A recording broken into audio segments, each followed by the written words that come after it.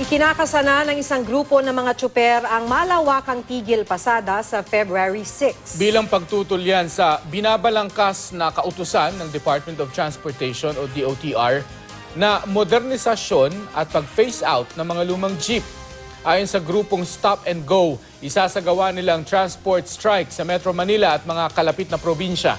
Kabilang sa kinokontra nila sa department order ang minimum capitalization na 7 milyong piso para sa jeepney operators at 12 milyong piso para sa taxi operators.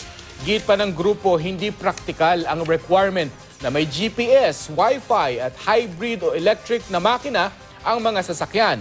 Pangmayaman na raw ang prangkisa at mababaon lang daw sila sa utang.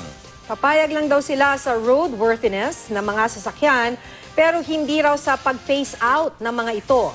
Sumusuporta sa kanila ang isang grupo ng mga pasahero o consumers na natatakot na tataas ang pasahe kapag pinilit ang modernisasyon ng mga pampublikong sasakyan. Patuloy na sinisikap ng GMA News na kunin ang pahayag ng DOTR kaugnay ng issue.